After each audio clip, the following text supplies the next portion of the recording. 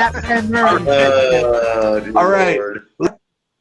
Ladies and gentlemen, welcome to the Bidness. Yay! I am Curtis Monkey, and Brian, the trumpet player for Monkey, is my co-host. On today's show, we have Chris Murray, the master of acoustic ska and Canadian reggae at its finest. And then we have Esteban Valenzuela. He is a keyboard player for Matamoska, and he did a slot for the Interrupters for a while. He's even played with Rancid, so I'm super excited to have him on the show. And we have our returning champion from yesterday, Ryan, who in the first minute that we were online, he was able to accidentally get himself out of the feed forever. So we graciously accepted him back today. And it's a good thing because we had two other guests, Dan Young and Eric Din, and they both are having issues with technology. So they'll join us again at some point here. We'll just wave hi to them. Hi. Hopefully they'll join the feed, and at least be able to type in and say what's up. Welcome, guys, to the Bidness.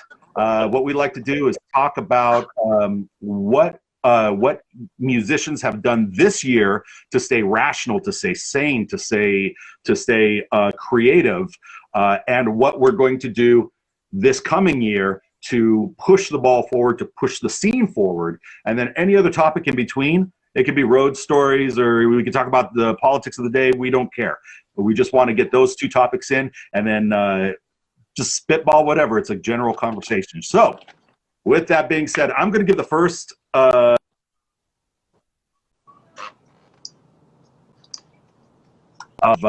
district recordings. Curtis. And is he frozen?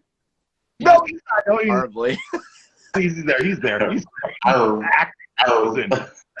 He's like, get. So Ryan is an engineer for District Recordings. They do a majority of Asian Man Records product, not just recording it, but also mastering, mixing, and that sort of thing. And he's also a band member of the Atom Age, which is a great, what would you say? I would say it's a post-psychobilly punk band.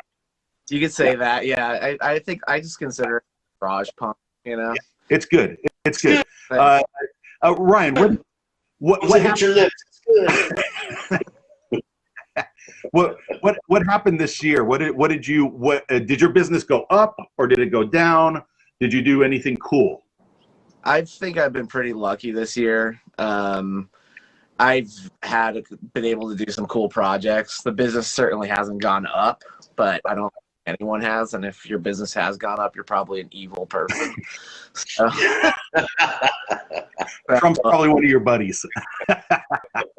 But I've managed to do a lot of cool records this year somehow. We did what do we do? Kill Lincoln's record, Can't Complain, which did really well.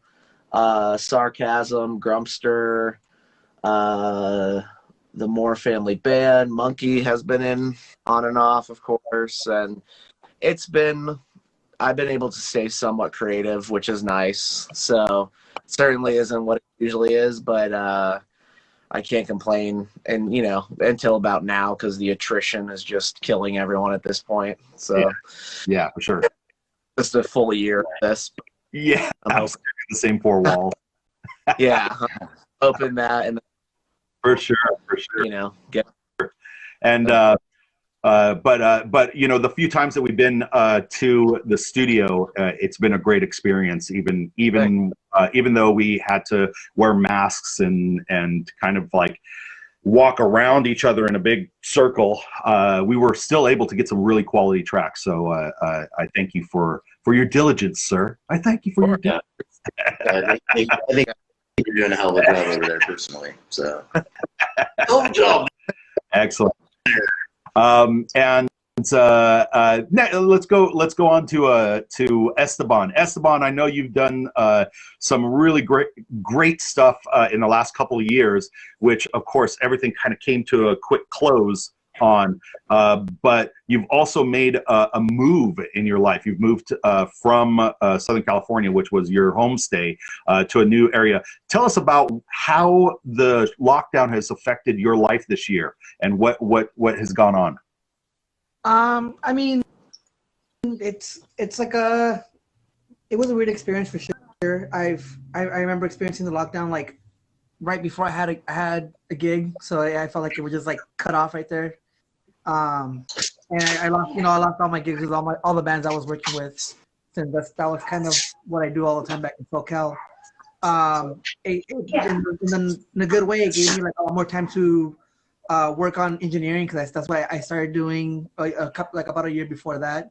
I started producing and helping out local bands in LA, since kind of like the LA ska scene has a bunch of bands but very small output of material. So I tried helping them and expand that material so at least it could go out and people could understand or know what the scene is in LA.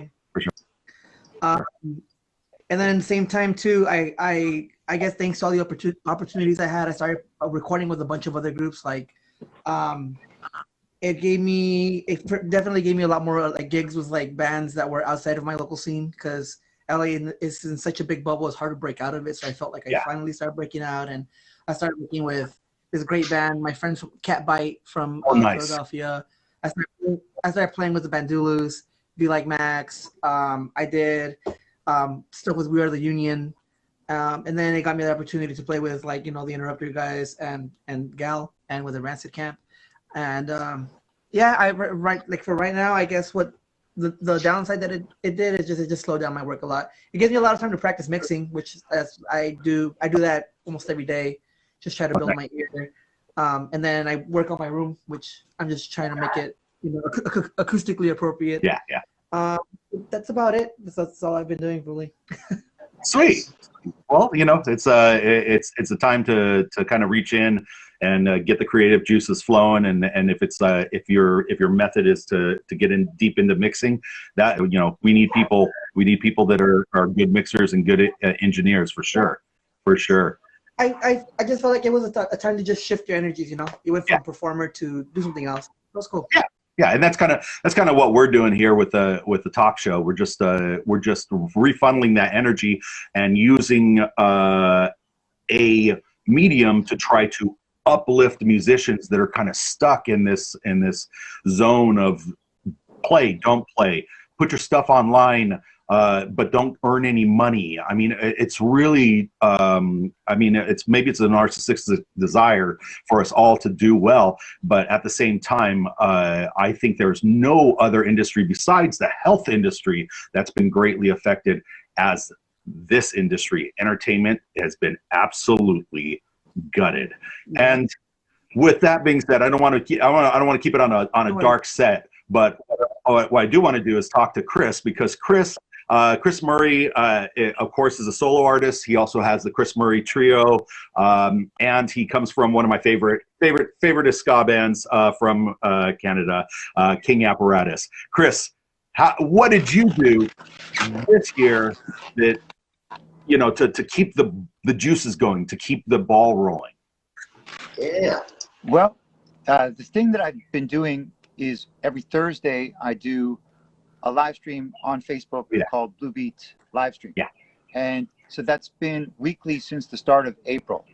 And that, like Blue Beat Lounge back in the aughts, is kind of like the weekly thing that everything, life orbits around. Right. And it's been great. I mean, I had never done a live stream before last March at all. And then the lockdown happened, and I got invited on a couple, like the Supernova Saturdays and a couple things. And now everyone was doing that. So pretty soon, like, hey, what are you going to, people asking me, and I did it, and it connected. And it's been great. At first it was a challenge because first of all, this is the longest I've been off the road. I started touring in 1990 with King Apparatus, so 30 years of touring. And I've never been home 9 months or 10 months, any of that time. Yeah. So it's a whole new experience. I was able to assess the situation in the world and realize this is what's happening. So I'm not going to moan about it. Yeah. I'm going to appreciate life has put this opportunity, and I know I'm learning a different lifestyle than I've known. And I miss going around and doing all the stuff I used to do. Absolutely. But I really feel thankful for, it's probably in the long run, creating a balance in my life. Now it's from this imbalance over to that imbalance. But now I see both. And I think in the future, when I'm home, it'll be a different thing. Yeah, for sure. As far as staying creative and such, the truth of being a road act is more or less you go someplace every year or two. You don't go back to the same city every week. And after a while, for me, there's a bunch of songs that I show up in a city and I haven't been there for a year or two. People need to hear Ex Darling and Home and Rocksteady and everything. And there's a list. So the reality of it is that night to night, you're playing the same songs in different cities. Mm-hmm. And that's what it is, because you can't show up in a place and not deliver the songs people came to hear.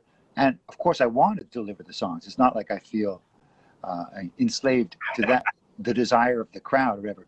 But it's part of, like being an entertainer. Yeah. And sometimes it's like appealing to what people want in the moment.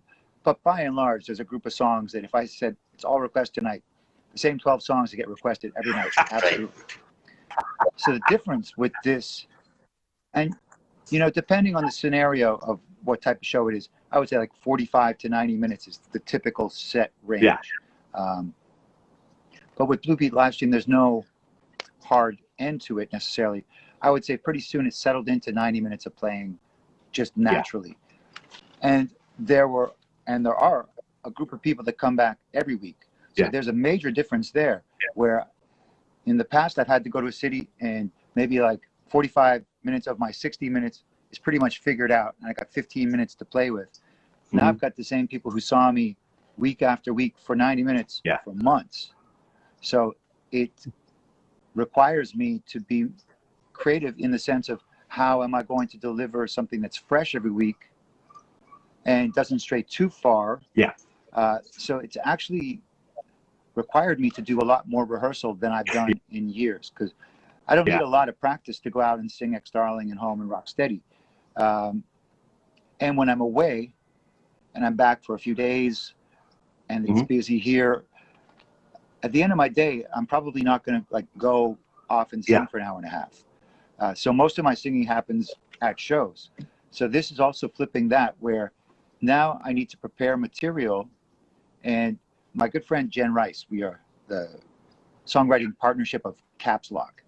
And so she has been at the streams through the thing, and there's been a Caps Lock spotlight one time.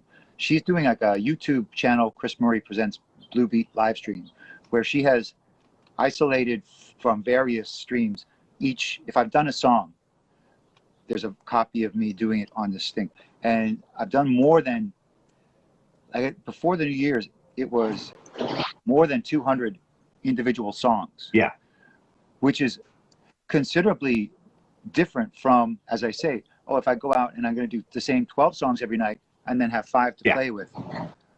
Over the course of a year, how many songs am I going to sing, realistically? So that has been great, because it's been a mixture of dusting off originals that I hadn't played in a while, or having the opportunity to play, say, Caps Lock songs that are not necessarily ska, reggae. When I go out and play live, a lot of times I'm playing with ska, reggae acts, or maybe I'm playing alone and I have a little more, I set the tone. But when it's like a night of ska bands and me, and people came to like get down, well, certain songs really fit that bill, and other songs that are great songs and that I would love to sing are not going to like keep the party raging. So I can't play some of those songs that I would like to. This has been a great opportunity for that. So to play songs that I didn't get played too much, to learn covers, like, I'm going to do a Maytals tribute. There's 5 or 6 songs I know, but I need 12. So I'm learning 6 Maytals songs this week. And all week I'm like, at the end of the day, going and singing for 60, 90 minutes. So that's, I think, the thing that has really been the greatest creativity of it, having an online house gig, Yeah. where I got to keep it fresh for everybody and me. Yeah. Now, we just had Robert Stokes on the program a couple nights ago, and he was talking about the concept of writing a song every single day for like a year, and I'm like, whoa! Like, it's hard for me to write one song. Like, I keep grinding over each little finite piece, and it for my band, it actually, they struggle with it because they're like, we just want a lot of music like right now, and I'm like, you know. But at the same time, like, if I'm just being pounded by work and pounded by life in general, it's hard to write. And I found that this year in particular is what I thought was going to be a freedom of expression where I just give 100% of myself. What's happened is that the daily topics of how horrible this administration is on their way out has absolutely owned my mind, and it's colorized anything that I to write.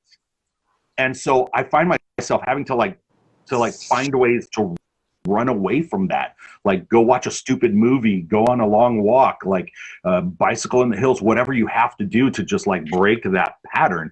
And hopefully, for the love of God, pattern is broken now because he's gone, which is what makes me happy. But anyway, not to take over the conversation. Yeah,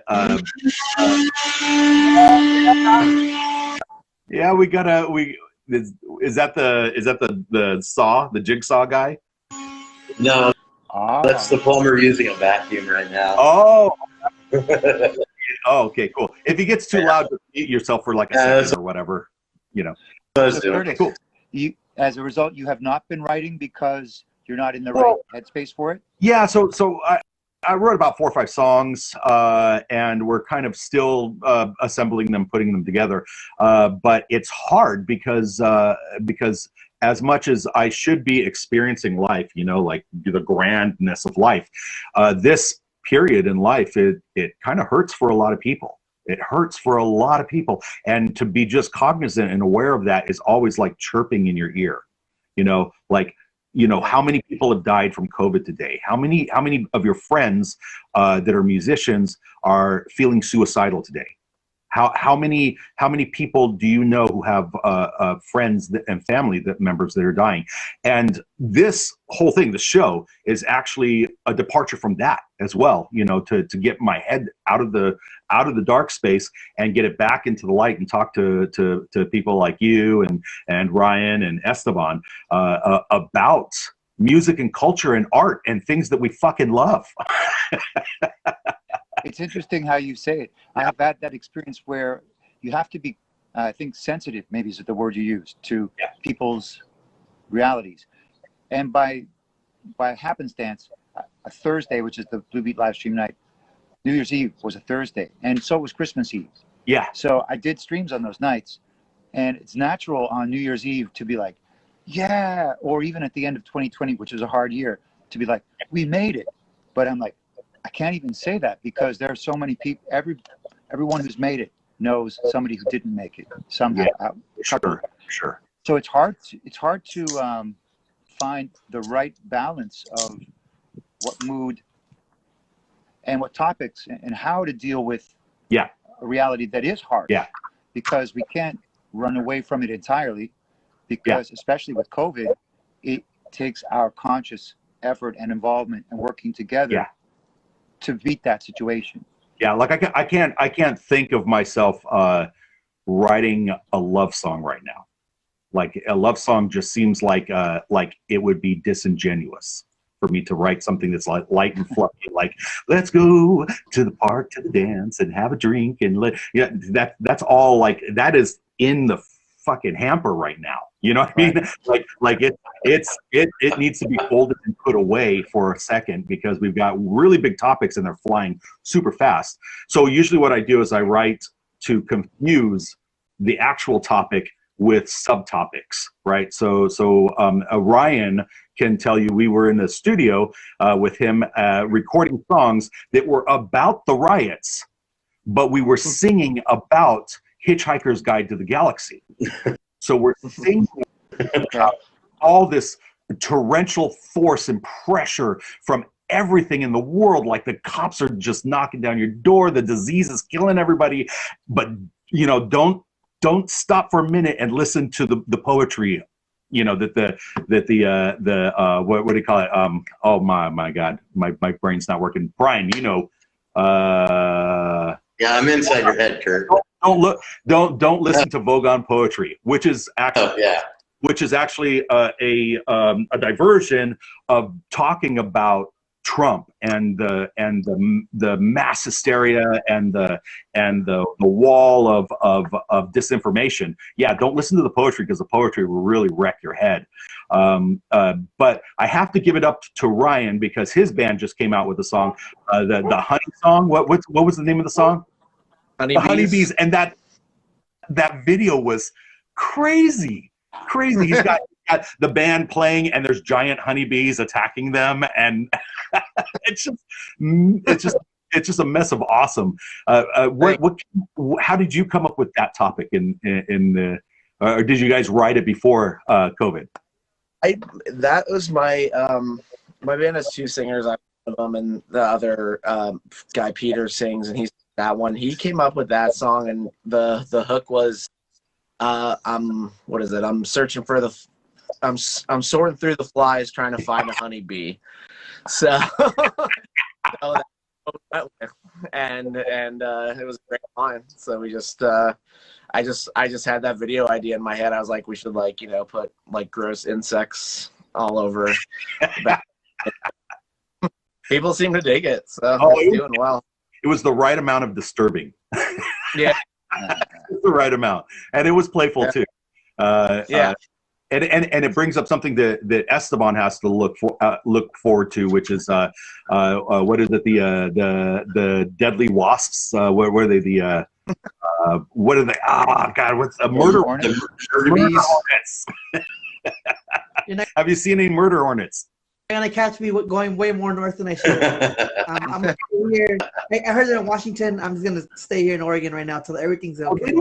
You're expecting them to stop at the state line, like they get to the ag stop, and they're like, "Oh, yeah, got oranges." I haven't heard of any murder hornets yet. Never heard of nothing here yet. I was gonna say too.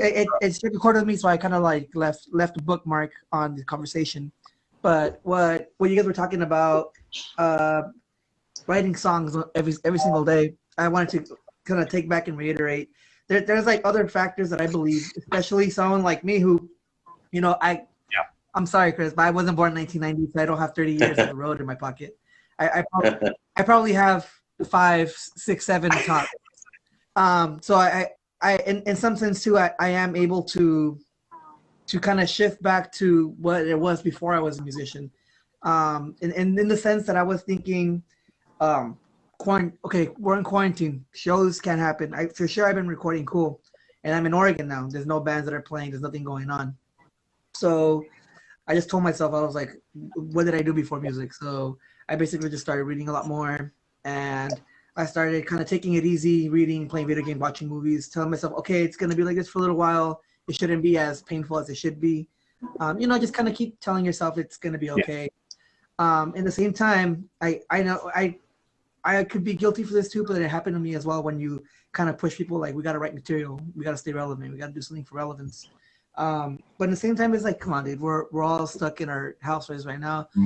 Sometimes when I feel a little bummed out about writing a song, I just got to remind myself that right now everyone's plateaued. Everyone's in the same level. Up to the highest artists right now.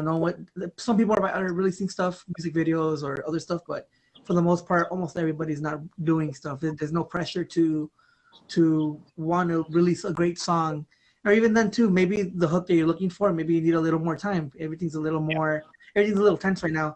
Yeah. So like I've been writing a lot too. I've been writing for the Bandulus, and me and my brother we're doing a cumbia project. Nice. And I'm doing a bunch of other stuff, and I've been there were some days, I've been living here since November.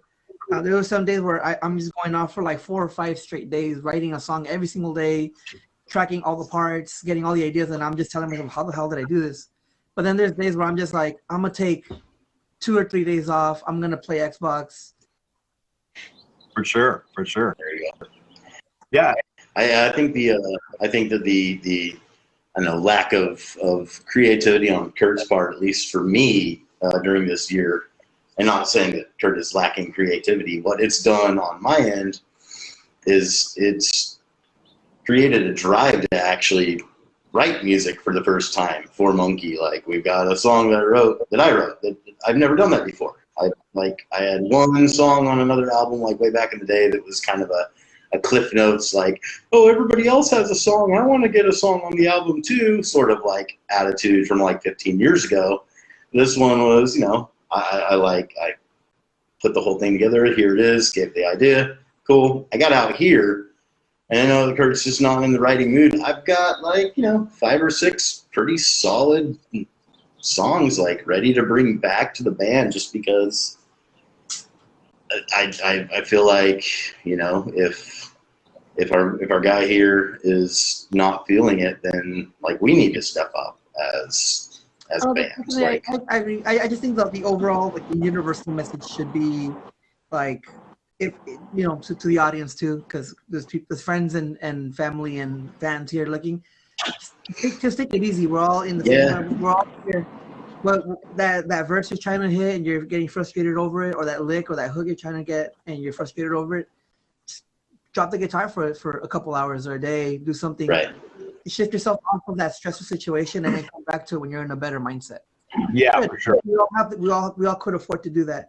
Like Chris said too, it's been a while that he's been home for longer than this period of time that we're in right now. I'm pretty sure there was some sense of like, well, to some extent, this is how normalcy kind of feels, someone who's not a musician, who doesn't do that. So in some sense it's cool, I got to be a husband, with my wife, and she's finally like, oh, we finally have time to hang out. I've been cooking a lot. I've never learned how to cook in my life, and I finally got this. I feel like a grown up. I feel like a full adult right now. So I think it's pretty cool, for someone like me, I'm gonna be 29 this year, and I just trip out how much time I had in my hands and how much it also makes me think how much I've missed too, where I could have been like I could have learned how to cook a long time ago if I had, paid attention to that instead of learning how to play this repertoire this band asked me to do. So I'm not taking it for granted, but that's an example. That's a thought process I've had in my head where I now I feel like I'm grounded to normalcy. Yeah, for sure. Yeah, for me, I think the what comes to mind is if Louis C.K. Do you guys ever were you a fan of Louis C.K.?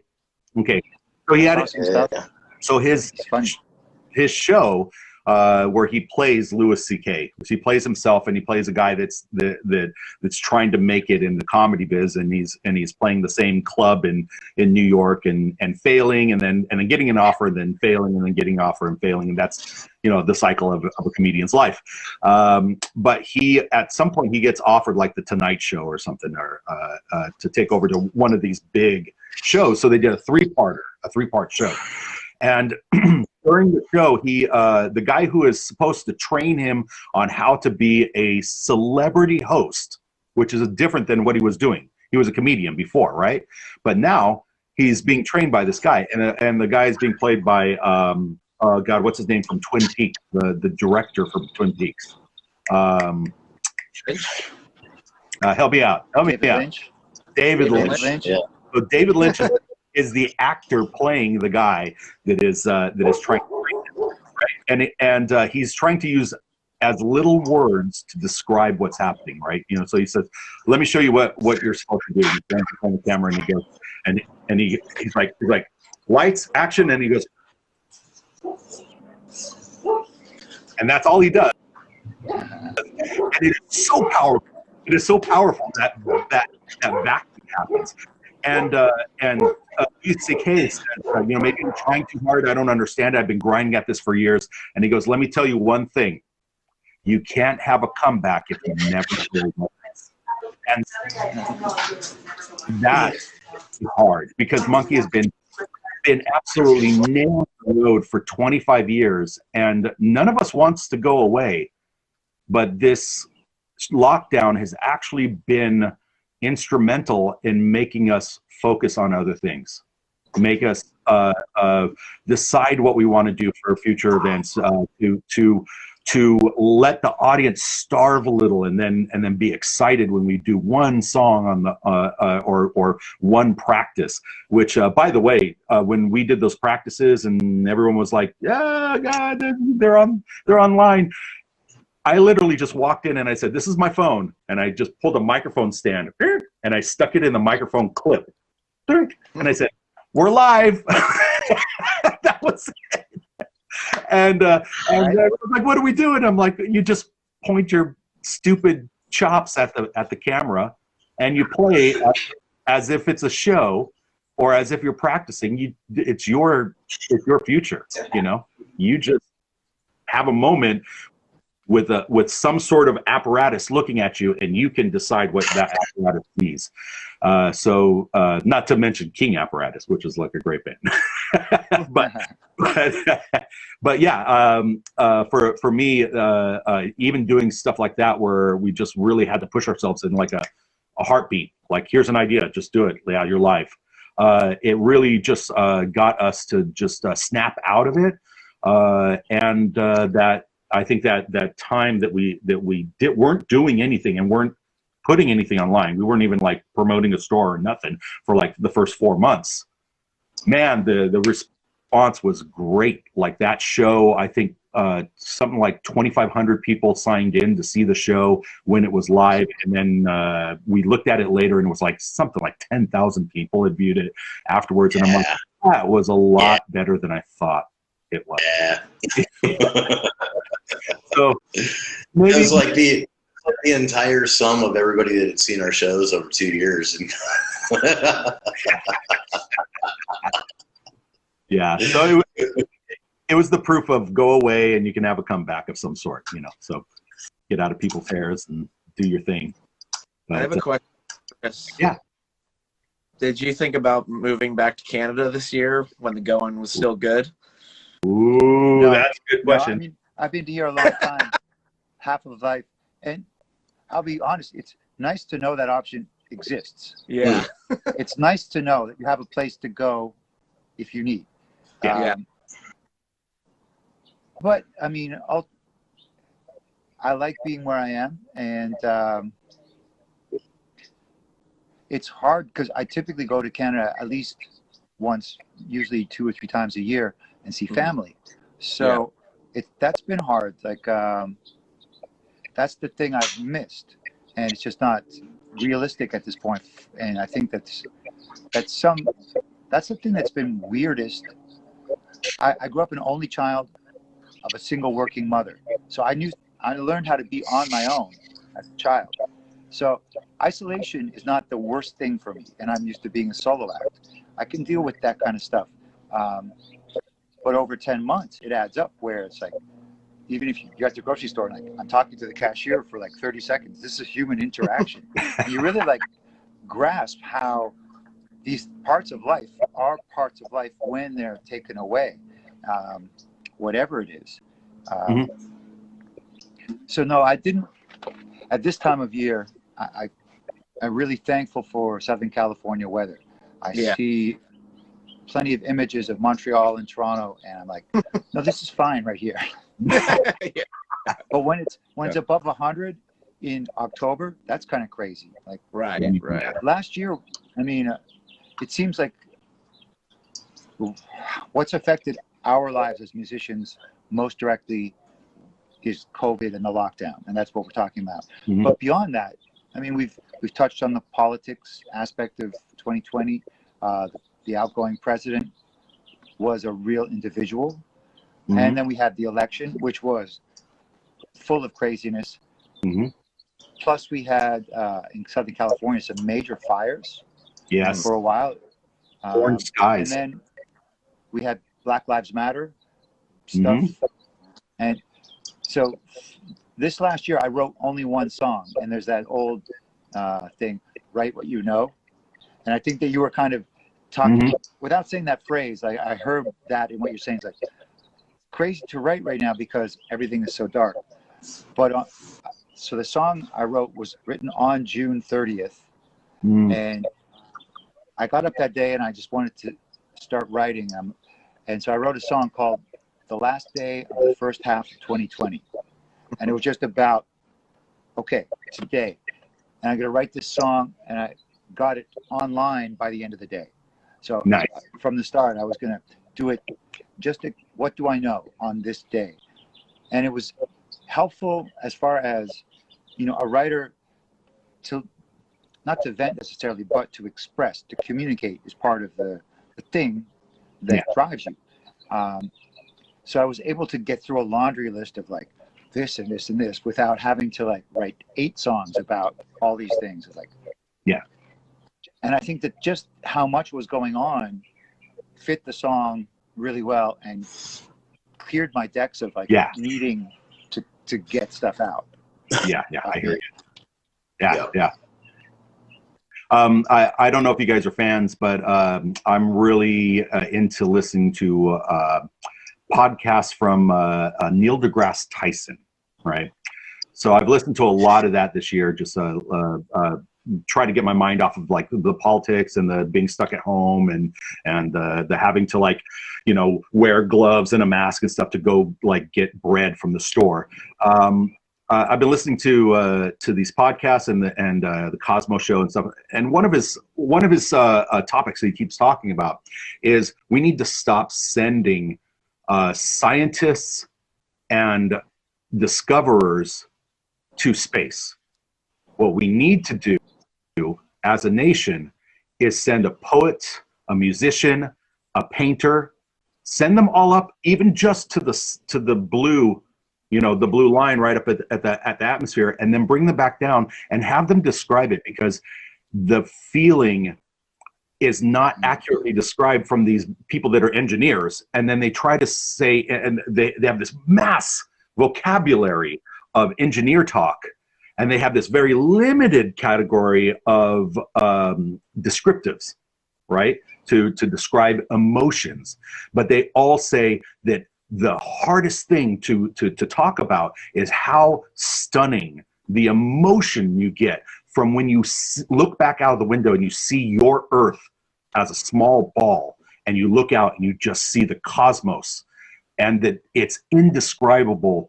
And he says, if we could do anything for society, load up a ship with just crazy artists, shoot them up in the sky, let them hang out for 20 minutes and come down, and then see what comes out of that. And we might actually have people excited about the space conquest again. We might be able to generate that interest again. So it's just another topic. I mean, I think that that like you were saying, having an artist just say, this is the list of the things that have happened until now, and putting it to music, there is an energy and a poetry and an engine behind that the person that's on the other side of the video screen for now, but soon a live stage, is going to feel. It's going to hit them right there, and it's going to tell them like that there's something out there. There's fucking something out there, and as artists, we can bring that to them. We can bring that, and we can sing about humanity. And we can bring humanity back. I've read instances where people were describing, even when we had the first photographs of Earth from space. Yes. That was just a different perspective, and that wasn't that long ago, right? In 60 something, yeah, or something. Yeah. To put Earth in the perspective as being a finite thing. Yeah. Because when we're on it, it seems endless. Yeah. But when the perspective is there's this thing off in the distance and it's not that big, and here's the big thing around it, it changes that. And I have a couple thoughts I want to put out there. One is just logistical in a sense, as far as for me as an artist live streaming, typically I tour to cities where there's a bunch of people, because then the small sliver that knows me and shows up makes it work out. Yeah. And there are places that I'll never go because there just aren't enough people. But doing live streams means I can be in the living room in real time of somebody in one of those places that I've never gone and never will gone. And over months with some of these, now I feel like I have relationships with fans through the live streams that I never would have been in the live space, and maybe never will. Yeah. But it's been allowed me to bond with different people. Yeah. Than just the urban elites or whatever. Yeah. And the other thought about looking at the earth from outside and all that stuff, and writing about that reality is, okay, the pandemic is really the first thing I can remember that is so urgent. I mean, climate change is a comparable thing, but where it affects all humanity.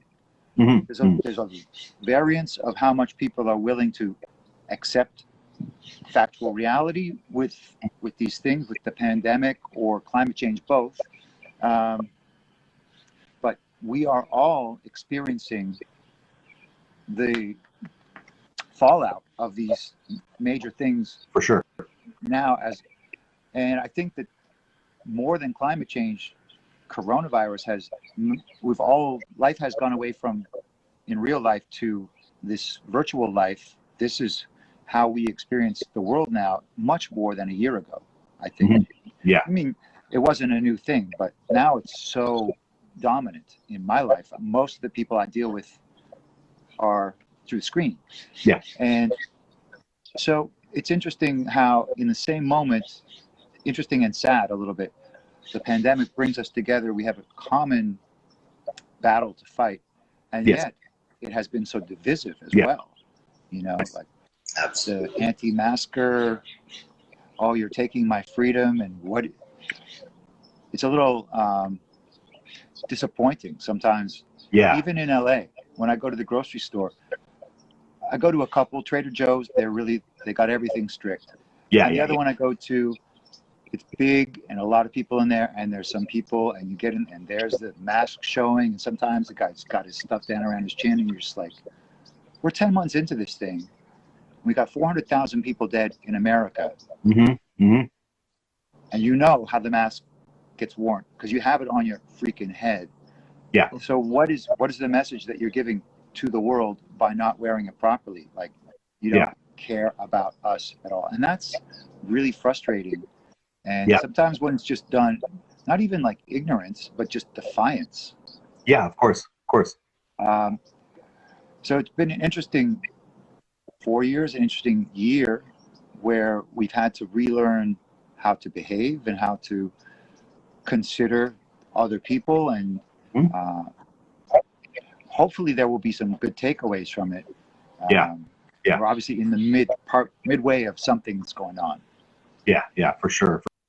I think there's going to be a rebirth of community. There's going to be a rebirth of art and expression. But the thing that I'm thinking is most important is the rebirth of compassion and understanding of that we're not just human beings. Aren't just like, oh, there's no black, there's no white, there's no Asians, there's no Mexicans, we're just human beings, right? But even further, we are integrally part of the planet. We're part of the ecosystem. When we breathe, our molecules go to the air and do something for something else. And then that gets cycled and it comes back to us and we breathe it in. We are inescapably stuck in this planet's biosphere, and we better fucking learn how to make that better for people.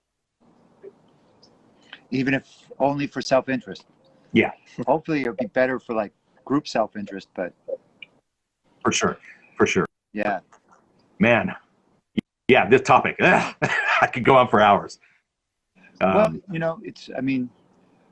I think these are important topics. I think maybe one thing that having extra time has afforded some people is the chance to reflect on some things that maybe hectic life doesn't give you enough time to mull over. Yeah, for sure. With that being said, did anybody watch the actual? Well, I know Brian woke up at like 3 a.m. to watch this. Yeah, I did. But the inauguration of Biden and the walk down Pennsylvania Avenue. Yep.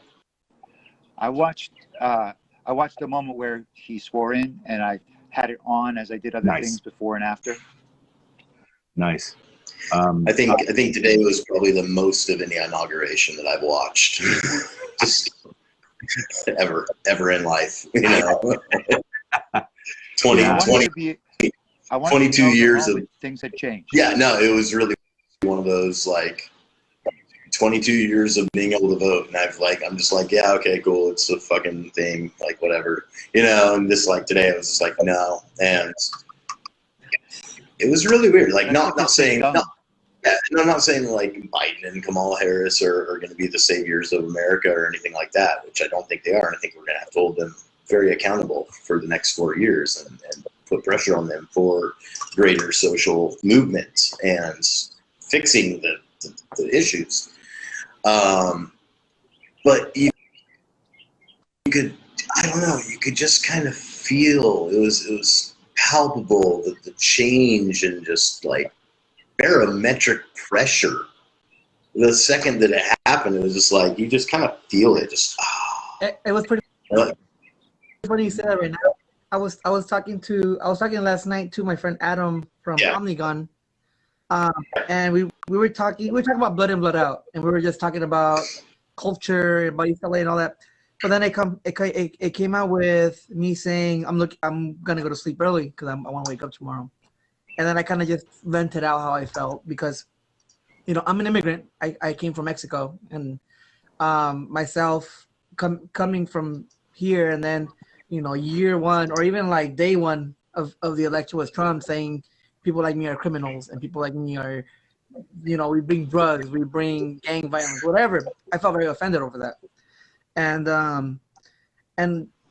I told him, I go, I've never really admitted to people, but I felt very scared once he got sworn into president. Mm-hmm. I was very, very much scared. I remember that day. I was at rehearsal and I was just really uneasy. And then eventually, you know, when you're uneasy for a long time, you cope into that uneasiness. So when this election that passed, when it passed, and I had a night job and I went to sleep and I told myself I'm just not gonna look at it. You know, it went on for like a week, or like a whole week, you know, because they were trying to obstruct the election. But I remember on the last day when it was final, I slept and then I woke up and then I found out President Biden, well, the Biden's president now, or President Biden, he's president now, whatever. And I just could not control myself, but I just started weeping. I just started crying. Something you can't control. And I texted my wife, who my wife was living here, and I was living alone for a couple months in LA as I was transitioning to move up here. And I just told her, like, I'm not admitting it to anybody, or it's not a bad thing to admit you have emotions. So I started crying. I go, never in my life have I ever felt like an abused spouse that just got out of an abusive relationship of 4 years, and it's such a weight lifted knowing that this happened. So referencing back to yesterday, I told him I'm gonna wake up to see this, and I go and I told him, and I specifically said, I know that the change people don't really notice change until it's too late. You know, sometimes when it's like a very slow change, like a presidency, is very, you know, it's gonna happen, but you don't really know you're in this change until it's already done. When DACA came, DACA wasn't immediate. You know, I didn't get my papers immediately. It's legal, you go through this process, and by the time you know it, boom, you already got your papers and you're able to work. That's how I felt about my residency too. I think for the first time in my life in politics, I'm gonna see a change. It's gonna be a tangible, you could feel it, you could see it, you know, it's something you could see and feel, and it's amazing thing that I woke up early too. I didn't go to sleep till, like, you know, my time, because I know he's in Hawaii, but my time 3 a.m. Yeah. And so I woke up, I slept maybe like 4 or 5 hours. I haven't slept yet. I'm on my second cup of coffee. But I woke up early just to see it, and when I saw it, it was something amazing. I told myself that it's something that you could see a change, a kind of metamorphosis. You know, it was amazing. It was great. Yeah, and what about the poet laureate? Oh, Jesus. That was great. Me and my wife cried over that. We cried so hard on that one. Yeah. I'm emotional. It's like, guys, I really packed my phone. And then while on the subject of speaking, man, I was just thinking to myself, and I kept laughing only because I told myself, man, it'd be so awesome if I was like on mushrooms just having this conversation, because you guys are getting so fucking deep right now. You're in Oregon. It's legal. Yeah, right. But yeah, And they're everywhere. I just was like, I gotta do mushrooms with these guys one of these days. Or at least I should have taken mushrooms and just been like, yeah. Yeah. If I was shot into that ship going to the sky, I would have just came back and I would have been like, boom, the earth is not flat. Just shut the fuck up and keep going on with your life. Ryan, what did you get from the? Did you watch the inauguration? No, I slept through it. You know, hey Kurt, do you know what he got from the inauguration? A good night's sleep. Right? Jokes. Hey, you know what? I think I'm going to sleep better tonight. Yeah, I think so. Like, I mean, there was so much effort with intention to stop this from happening. Oh yeah. You didn't know until like it's actually happened. That yes, it's happened. It's because what could happen at any moment. You're always like, yeah. After what happened in the Capitol, it's like. In all the capitals, well, most capitals. Yeah. Like, Yeah. all over the damn place. For sure. But the main insurrection or whatever. Yeah. When they were trying to confirm the electoral college votes. Yeah. Nuts. Yeah. And such a dedicated, overt pledge to do anything it took. Yeah. You know. Hated the I'm president. amazed I hated it. Nothing else happened. But this was my favorite movie. This year was my favorite movie. It was action-packed. You know, they had the villain. They had the Legion. They had superhero Biden coming in. Shit. Come on. Remember how like just so sad. W had those little reels? Like, oh, here's like a dozen things he did where he looks a little silly. He's dancing in Africa. He's holding a dog and it falls out of his hands. Yeah. The blooper reel for the Trump era will be like 8 hours. Oh, like, or better. Boom. Yeah. Oh, yeah. Because I feel like every day there was at least one crazy moment. They should Absolutely. they should have his blooper reel in fast speed with yakety sax. And then every once in a while, someone like smacks somebody on the head. I think that during the inauguration, they should have been like the MASH, you know, like season finale of MASH, and just like pull up. That's it.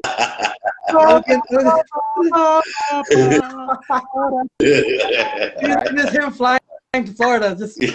Trump is going to Florida. In the distance, you see him right there. Hey, why didn't we stop in Florida? Because we're going to Guantanamo, fucker. Oh, we could only dream. Hey, Ryan, you were going to say. I don't even want to joke about Guantanamo. That shit needs to be closed. Ryan, you were trying to say something there. Ryan. I'm just basking in the glory of these people. The terrorist Capitol people thought they were going to get pardons from him. Or like lack of self-awareness. Dude, So even satisfying. Even more than all the people that stormed the Capitol who were expecting pardons that I'm laughing about is the Tiger King dude that had a special limo outside of the jail and had the whole thing set up. Yeah. He's just like, yeah, I'm getting my pardon. I got my 90-foot long stretch armored limo. That'd be funny if we find out in a few days that Carol Baskin got a pardon. Well, that's what I was saying. Someone brought that up online, and no. The reason why the Tiger King didn't get a pardon is because we all know that Trump is the bad guy. He's the heel, and he's deep in the pockets of Carol Baskin. He calls it Big Carol Baskin. Big Baskin. What if he pardons a tiger that killed Carol Baskin's?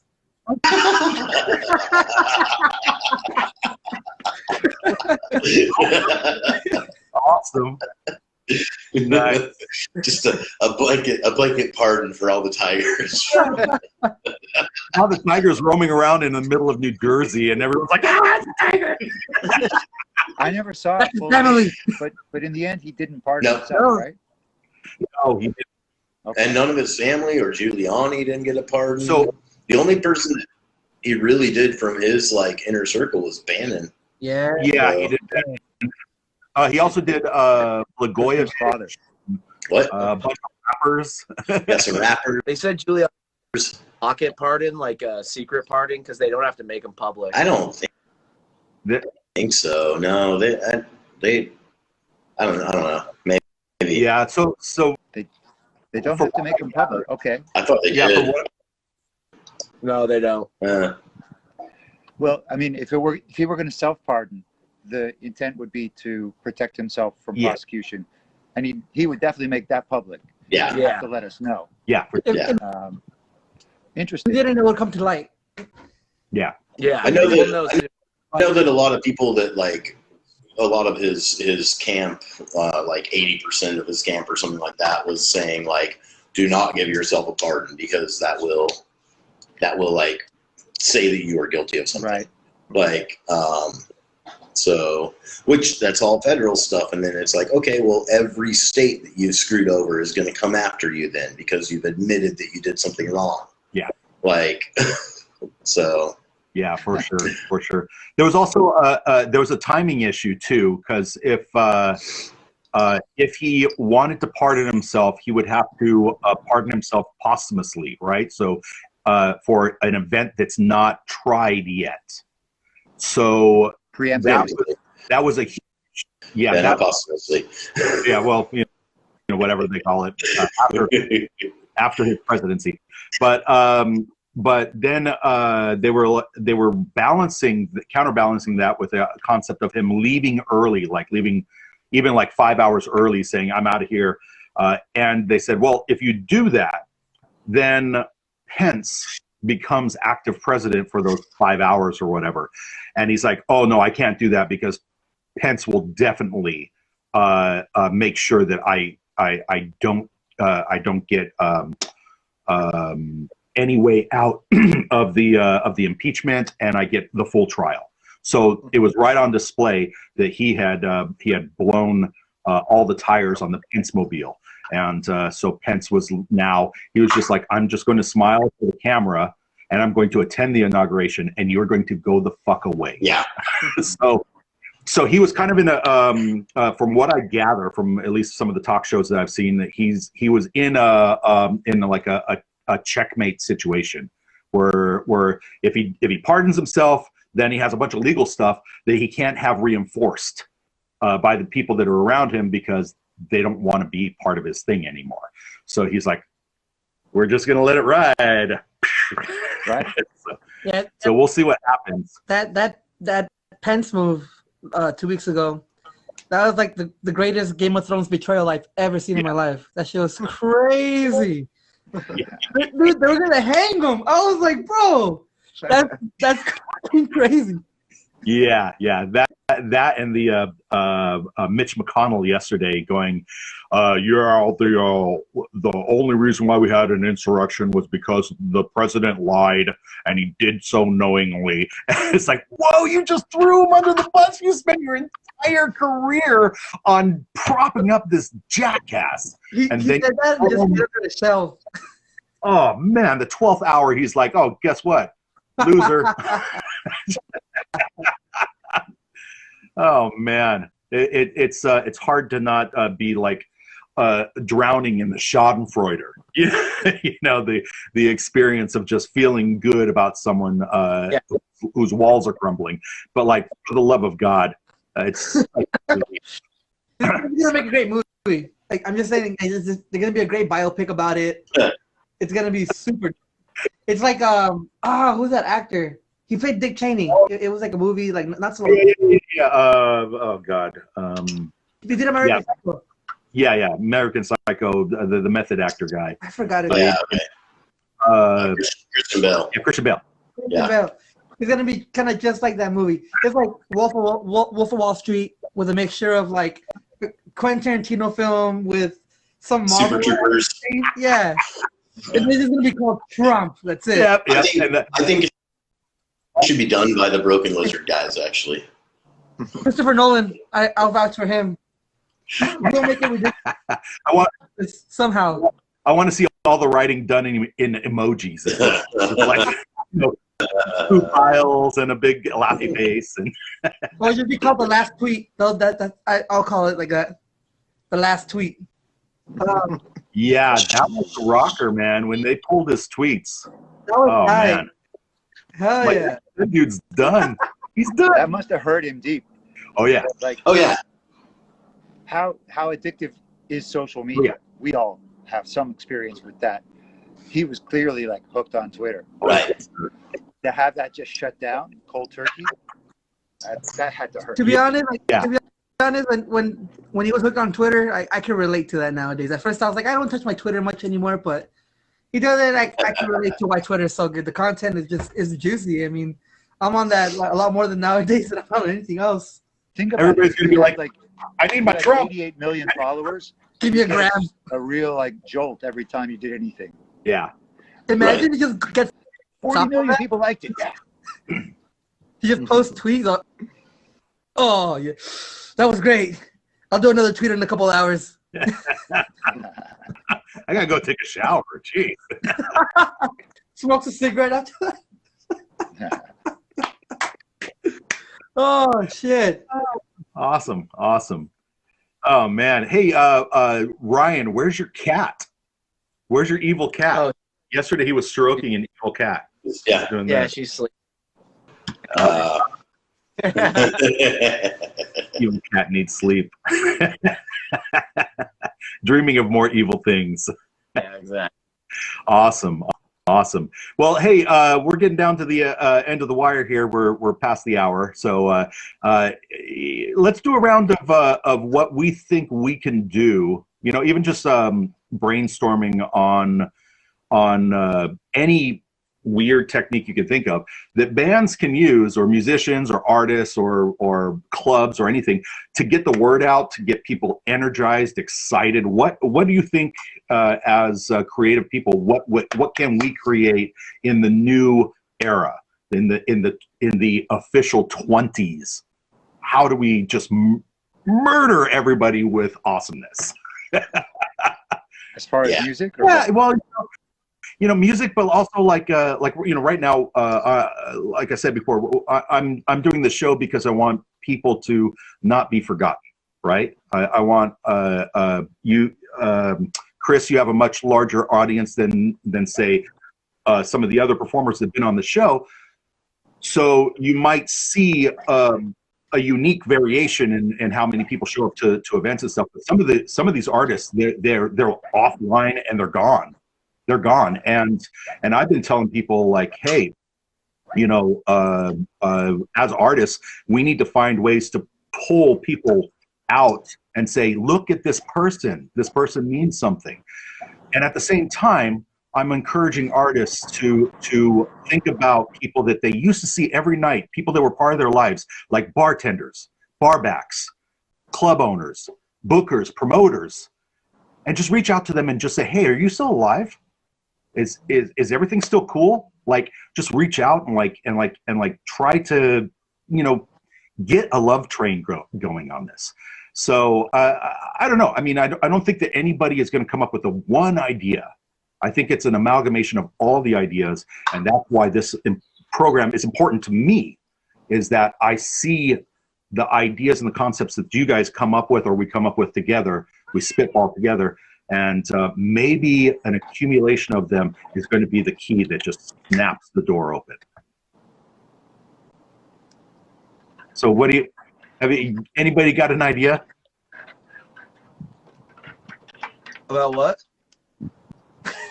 I mean, I feel like I'm going to pick my nose.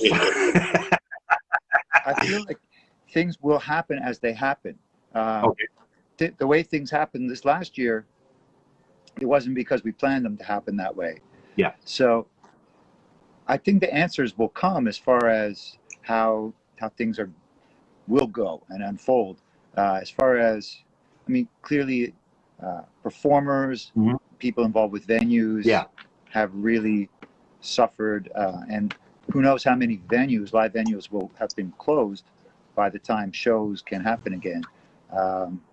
But I know, I have very strong faith that I really learned from this experience how important music is to people, especially at the start of it, where shows just went away overnight and people were starved for them. And they were so thankful for live streams, ones that I was seeing or doing. And I really came to understand more strongly. I guess I would just take it for granted because it was the way things were. Oh, you go to a gig and you're going to play and some people show up and we have a good time. And you don't think too much about the behind that motivation. But when I really heard from people how much they appreciated, that you're doing a stream or something, and in the same way Trump might be missing Twitter, people who go to shows miss that in a way that I didn't fully grasp, because I'm always just going to shows as a matter of course. Right. So I know that there will be a way for every venue that's closed, another one will open at a certain time. Things will find their balance again. But I think overall, you said at the very beginning how you were a little hesitant to do too much writing because things were so dark. I think overall, people really, why do we as people gravitate towards music? Because of how it makes us feel. For sure. And I think what really matters in life, at the end of the day, did you feel good? Is like the real barometer of like, was it a good day? Like, well, I got a lot of stuff done, but I hated every minute of it. That wasn't really a good day. Yeah. So focusing on the basic, simple things as far as understanding our audiences have needs as people, and they come to us because at some level we fill those needs. And I think that I've really grasped it at a deeper level, that aspect of the relationship. And I know that will inform how I am an artist in the future. And I think bring a deeper sense of service than I used to have. Yeah. Cool. Nice. And what about what do you guys think? Myself, I kind of pass the ball on that every once in a while, about like how like an artist or just someone who's trying to release content could release content in basically a contentless situation, I guess. Like when I want to show something to people and I want them to engage with it, I usually like think about maybe something that's a little off, like kind of like a curveball. Like I started doing like at the beginning, and I did like collaborations, and like maybe thinking to myself, well, what if this band that's like in this other side of the world that's going through what we're going through collapses? This band is just unlikely and is an unlikely union, but they have a similar situation going on, and all they want to do is release music. Some of us are lucky enough to at least know how to go around a recording rig and know how to release, material, or, a simple email away from getting something done. I just feel like bands, like some bands should probably learn to engage on recording equipment and then learn how to release content on their own. That could be a skill. And, I put recording skills second to maybe practicing your own instrument. That way you could have a way to release your own material, It's nowadays it's one of those like evolve or be left behind situations. Some people, they just don't want to touch music until it's live, but who knows when that will be, eventually, like there is such thing as the term relevance. And if you don't do anything, then sorry to say, you lose relevance. It's not being harsh, not being too mean, but it's a cold cut fact of how the entertainment industry works.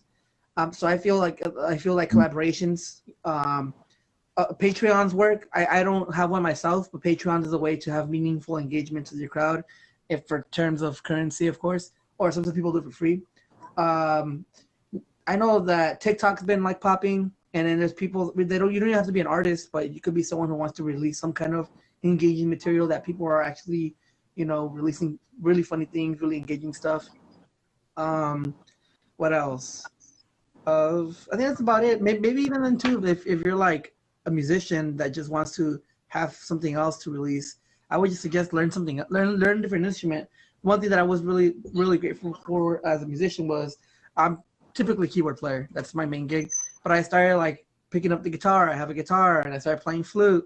So the way I was thinking, I'm trying to come in 2020, whenever shit comes back. I want to be a person who's able to do it all, and maybe in some way get a bunch of gigs. I don't know. Nice. Brian, what's your course? What are you shooting for this year, and how are you going to make it better for everyone? Besides being the most awesome engineer in town. Thank you. I don't know. I think this year to me, it's like, I think this is like the reset button the music industry needed in a lot of ways. It's pretty gross industry. And obviously us being involved with underground music, we've always been trying to subvert it in a way. And I think it's kind of like a great equalizer to the year. And if you can take advantage of that, you can really develop quite a bit. And I've seen the bands that I've been working with do that because it's a much more even playing field. So I think like,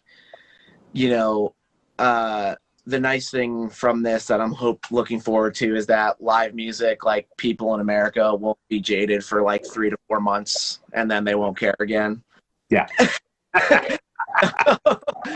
I keep telling people it's going to be awesome for like 2 or 3 months, and then it's going to turn into a drunken Santa con where people are dressed up like Santa Claus just beating each other up. Yeah, exactly. So like that's going to be nice. And like I think a lot of, if you're able to come out of this a better musician, or your band better, just has done better or whatever, I think it's a little more of a level playing field. And that's what I'm trying to like, create with the bands I'm working with that ordinarily wouldn't have the exposure. I've seen bands that I've worked with this year get more exposure than any of us thought possible, because all the normal players in the industry are pretty much, they're not doing anything. And that's the type of stuff I want to see happen. People that are not part of the team become more prominent. I think this is a really good opportunity because, like I said, it's kind of a big reset. Yeah. So. For sure. My hope is that you guys, after this, this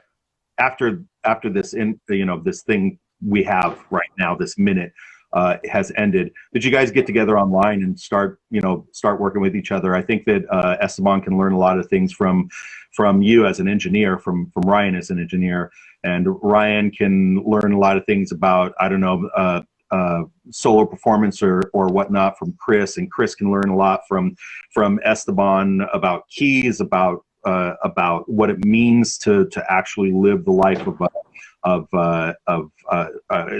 reggae and ska. Let me preface this: reggae and ska, a lot of it is about being a minority. A lot of it is about being on the bottom of the pile, and I think that Esteban talked a lot about that earlier in the show.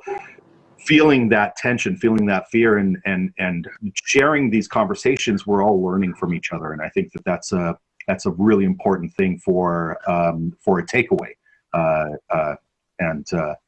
And then we have Brian, and he's in Hawaii, so everything's cool with him. What a jerk! Hey, you know what? It ain't bad. All right. Hey guys, I totally want to read through all the things on the side, but we had a great conversation, and that's a mark of a great conversation is that stuff's flowing in the side and people are saying cool stuff, but like, you know what? We were locked in the conversation. But we'll get to all you guys on the next episode. Tomorrow night we're going to have the classic Monkey members. So like from year 1 and 2 of the band, you guys that haven't played with us for years. Wow. They're going to get on, and we're just going to talk about like where their lives are and what's going down. But I would like to thank you from the bottom of my heart for all you guys showing up today. Thanks for doing it. Oh, no problem, no problem. Once again, my name is Curtis. We have Brian at the co-host helm. We got Ryan Perras from Atom Age and District Recording. We got Chris Murray from Chris Murray, and we got Esteban from Matamoska and Steady 45s and a myriad of other bands. These are great musicians. If you haven't, please go to their store, their online stores, buy their stuff, make them rich. Buy their stuff, make them rich. That's a shout out. That's a shout out to Chris. All right. Thanks, guys. This is the Bidness. All right. Later, guys.